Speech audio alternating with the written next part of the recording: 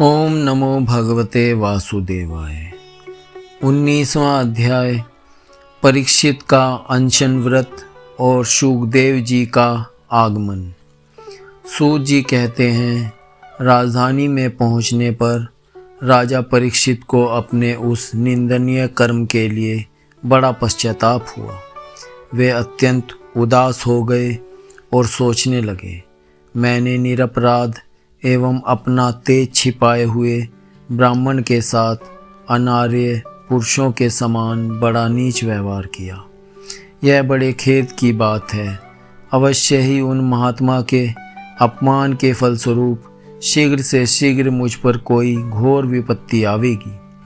मैं भी ऐसा ही चाहता हूँ, क्योंकि उससे मेरे पाप का प्रायश्चित हो जाएगा और फिर कभी मैं ऐसा काम करने का दुस्साहस नहीं करूँगा। ब्राह्मणों की क्रोधाग्नि आज ही मेरे राज्य, सेना और भरे पूरे खजाने को जलाकर खाक कर दे, जिससे फिर कभी मुझे दुष्ट की ब्राह्मण, देवता और गौओं के प्रति ऐसी पाप बुद्धि न हो। वे इस प्रकार चिंता कर ही रहे थे कि उन्हें मालूम हुआ ऋषि कुमार के शाप से तक्षक मुझे डसेगा। उन्हें वह धधकती हुई आग के समान तक्षक का डसना बहुत भला मालूम हुआ। उन्होंने सोचा कि बहुत दिनों से मैं संसार में आसक्त हो रहा था, अब मुझे शीघ्र वैराग्य होने का कारण प्राप्त हो गया। वे इस लोक और परलोक के भोगों को तो पहले से ही तुच्छ और त्याज्य समझते थे, अब उनका स्वरूपतः त्याग करके भगवान श्री कृष्ण के चरण कमलों की सेवा को ही सर्वोपरि मानकर आमरण अनशन व्रत लेकर वे गंगा तट पर बैठ गए। गंगा जी का जल भगवान श्री कृष्ण के चरण कमलों का वह पराग लेकर प्रवाहित होता है, जो श्रीमती तुलसी की गंध से मिश्रित है। यही कारण है कि वे लोकपालों के सहित ऊपर नीचे के समस्त लोकों को पवित्र करती हैं। कौन ऐसा मरणासन्न पुरुष होगा जो उनका सेवन न करेगा। इस प्रकार गंगा जी के तट पर आमरण अनशन का निश्चय करके उन्होंने समस्त आसक्तियों का परित्याग कर दिया और वे मुनियों का व्रत स्वीकार करके अनन्य भाव से श्री कृष्ण के चरण कमलों का ध्यान करने लगे। उस समय त्रिलोकी को पवित्र करने वाले बड़े बड़े महानुभाव ऋषि मुनि अपने शिष्यों के साथ वहाँ पधारे। संतजन प्रायः तीर्थ यात्रा के बहाने स्वयं उन तीर्थ स्थानों को ही पवित्र करते हैं। उस समय वहाँ पर अत्रि, वशिष्ठ, च्यवन, शरद्वान, अरिष्टनेमि, भृगु, अंगिरा, पराशर, विश्वामित्र, परशुराम, उत्थय, इंद्रप्रमद, इदमवाह, मेधातिथि, देवल, आष्टीरसेन, भारद्वाज, गौतम, पिप्पलाद, मैत्रेय, औरव, कवश, अगस्त्य, भगवान व्यास, नारद तथा इनके अतिरिक्त और भी कई श्रेष्ठ देव ऋषि, ब्रह्म ऋषि तथा अरुणादि राज ऋषिवर्यों का शुभागमन हुआ। इस प्रकार विभिन्न गोत्रों के मुख्य मुख्य ऋषियों को एकत्र देखकर राजा ने सबका यथा योग्य सत्कार किया और उनके चरणों पर सिर रखकर वंदना की। जब सब लोग आराम से अपने अपने आसनों पर बैठ गए, तब महाराज परीक्षित ने उन्हें फिर से प्रणाम किया और उनके सामने खड़े होकर शुद्ध हृदय से अंजलि बांधकर वे जो कुछ करना चाहते थे उसे कह सुनाने लगे। राजा परीक्षित ने कहा, अहो, समस्त राजाओं में हम धन्य हैं, धन्यतम हैं, क्योंकि अपने शील स्वभाव के कारण हम आप महापुरुषों के कृपा पात्र बन गए हैं। राजवंश के लोग प्राय निंदित कर्म करने के कारण ब्राह्मणों के चरण धोवन से दूर पड़ जाते हैं, यह कितने खेद की बात है, मैं भी राजा ही हूँ। निरंतर देह गेह में आसक्त रहने के कारण मैं भी पाप रूप ही हो गया हूँ। इसी से स्वयं भगवान ही ब्राह्मण के शाप के रूप में मुझ पर कृपा करने के लिए पधारे हैं। यह शाप वैराग्य उत्पन्न करने वाला है, क्योंकि इस प्रकार के शाप से संसारासक्त पुरुष भयभीत होकर विरक्त हो जाया करते हैं। ब्राह्मणों, अब मैंने अपने चित्त को भगवान के चरणों में समर्पित कर दिया है। आप लोग और माँ गंगा जी शरणागत जानकर मुझ पर अनुग्रह करें। ब्राह्मण कुमार के शाप से प्रेरित कोई दूसरा कपट से तक्षक का रूप धरकर मुझे डस ले अथवा स्वयं तक्षक आकर डस ले, इसकी मुझे तनिक भी परवाह नहीं है। आप लोग कृपा करके भगवान की रसमयी लीलाओं का गायन करें। मैं आप ब्राह्मणों के चरणों में प्रणाम करके पुनः यही प्रार्थना करता हूँ कि मुझे कर्मवश चाहे जिस योनि में जन्म लेना पड़े, भगवान श्री कृष्ण के चरणों में मेरा अनुराग हो। उनके चरणाश्रित महात्माओं से विशेष प्रीति हो और जगत के समस्त प्राणियों के प्रति मेरी एक सी मैत्री रहे, ऐसा आप आशीर्वाद दीजिए। महाराज परीक्षित परम धीर थे। वे ऐसा दृढ़ निश्चय करके गंगा जी के दक्षिण तट पर पूर्वाग्र कुशों के आसन पर उत्तर मुख होकर बैठ गए। राजकाज का भार तो उन्होंने पहले ही अपने पुत्र जन्मेजय को सौंप दिया था।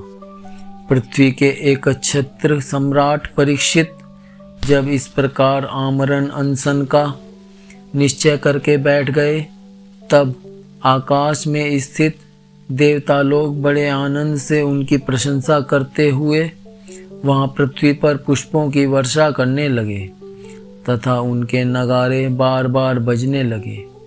सभी उपस्थित महर्षियों ने परीक्षित के निश्चय की प्रशंसा की और साधु साधु कहकर उनका अनुमोदन किया। ऋषि लोग तो स्वभाव से ही लोगों पर अनुग्रह की वर्षा करते रहते हैं। यही नहीं, उनकी सारी शक्ति लोक पर कृपा करने के लिए ही होती है। उन लोगों ने भगवान श्री कृष्ण के गुणों से प्रभावित परीक्षित के प्रति उनके गुण रूप वचन कहे।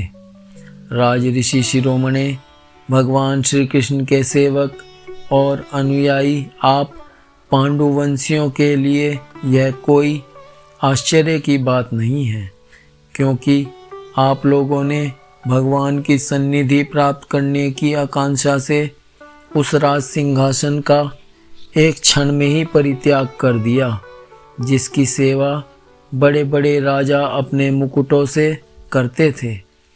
हम सब तब तक यहीं रहेंगे जब तक ये भगवान के परम भक्त परीक्षित अपने नश्वर शरीर को छोड़कर माया दोष एवं शोक से रहित भगवत धाम में नहीं चले जाते।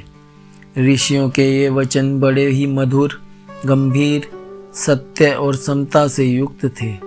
उन्हें सुनकर राजा परीक्षित ने उन गौण योग युक्त मुनियों का अभिनंदन किया और भगवान के मनोहर चरित्र सुनने की इच्छा से ऋषियों से प्रार्थना की। महात्माओं, आप सभी सब ओर से यहाँ पधारे हैं। आप सत्यलोक में रहने वाले मूर्तिमान वेदों के समान हैं। आप लोगों का दूसरों पर अनुग्रह करने के अतिरिक्त जो आपका सहज स्वभाव ही है, इस लोक या परलोक में और कोई स्वार्थ नहीं है। विप्रवरों, आप लोगों पर पूर्ण विश्वास करके मैं अपने कर्तव्य के संबंध में यह पूछने योग्य प्रश्न करता हूँ। आप सभी विद्वान परस्पर विचार करके बतलाइए कि सबके लिए सब अवस्थाओं में और विशेष करके थोड़े ही समय में मरने वाले पुरुषों के लिए अंतःकरण और शरीर से करने योग्य विशुद्ध कर्म कौन सा है। उसी समय पृथ्वी पर स्वेच्छा से विचरण करते हुए किसी की कोई अपेक्षा न रखने वाले व्यास नंदन भगवान श्री शुकदेव जी महाराज वहाँ प्रकट हो गए। वे वर्ण अथवा आश्रम के बाह्य चिन्हों से रहित एवं आत्मानुभूति में संतुष्ट थे। बच्चों और स्त्रियों ने उन्हें घेर रखा था। उनका वेश अवधूत का था। 16 वर्ष की अवस्था थी।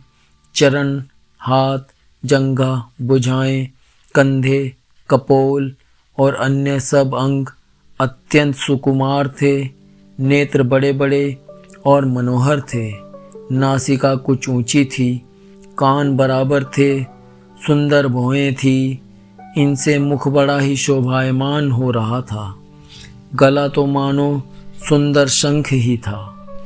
हंसली ढकी हुई, छाती चौड़ी और उभरी हुई, नाभि भंवर के समान गहरी तथा उदर बड़ा ही सुंदर त्रिवली से युक्त था।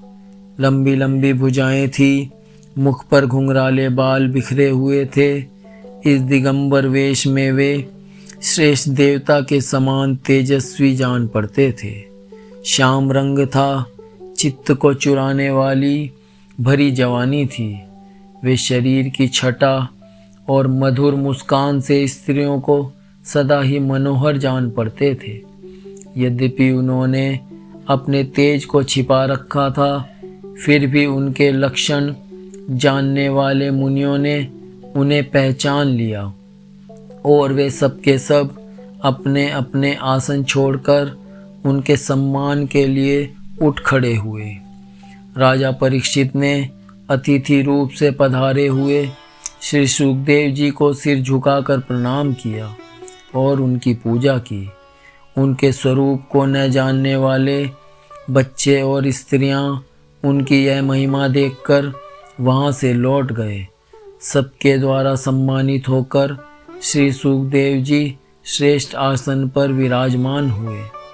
ग्रह, नक्षत्र और तारों से घिरे हुए चंद्रमा के समान ब्रह्म ऋषि, देव ऋषि और राज ऋषियों के समूह से आवर्त श्री शुकदेव जी अत्यंत शोभायमान हुए। वास्तव में वे महात्माओं के भी आदरणीय थे।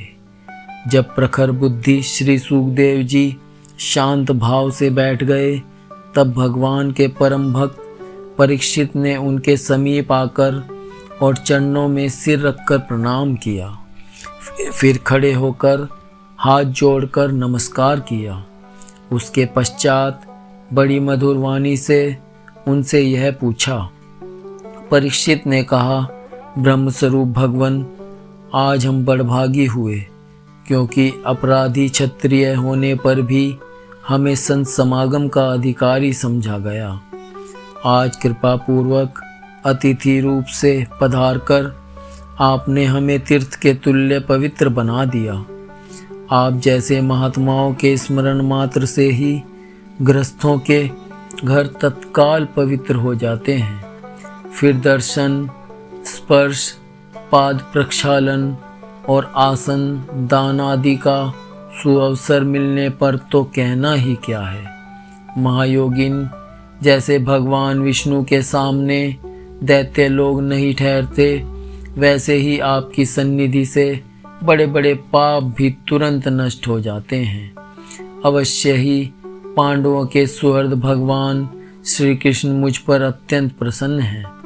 उन्होंने अपने फुफेरे भाइयों की प्रसन्नता के लिए ही उन्हीं के कुल में उत्पन्न हुए मेरे साथ भी अपनेपन का व्यवहार किया है। भगवान श्री कृष्ण की कृपा न होती तो आप सरी के एकांतवासी अव्यक्त गति परम सिद्ध पुरुष स्वयं पधारकर इस मृत्यु के समय हम जैसे प्राकृत मनुष्यों को क्यों दर्शन देते। आप योगियों के परम गुरु हैं, इसलिए मैं आपसे परम सिद्धि के रूप स्वरूप और साधन के संबंध में प्रश्न कर रहा हूँ। जो पुरुष सर्वथा मरणासन्न है, उसको क्या करना चाहिए? भगवन, साथ ही यह भी बतलाइए कि मनुष्य मात्र को क्या करना चाहिए। वे किसका श्रवण, किसका जप, किसका स्मरण और किसका भजन करें तथा किसका त्याग करें। भगवत स्वरूप मुनीश्वर, आपका दर्शन अत्यंत दुर्लभ है, क्योंकि जितनी देर एक गाय दूही जाती है गृहस्थों के घर पर, उतनी देर भी तो आप नहीं ठहरते। सूत जी कहते हैं, जब राजा ने बड़ी ही मधुर वाणी में इस प्रकार संभाषण एवं प्रश्न किए, तब समस्त धर्मों के मर्मज्ञ व्यासनंदन भगवान श्री शुकदेव जी उनका उत्तर देने लगे। इति प्रथम स्कंद समाप्त। हरि ओम तत्सत।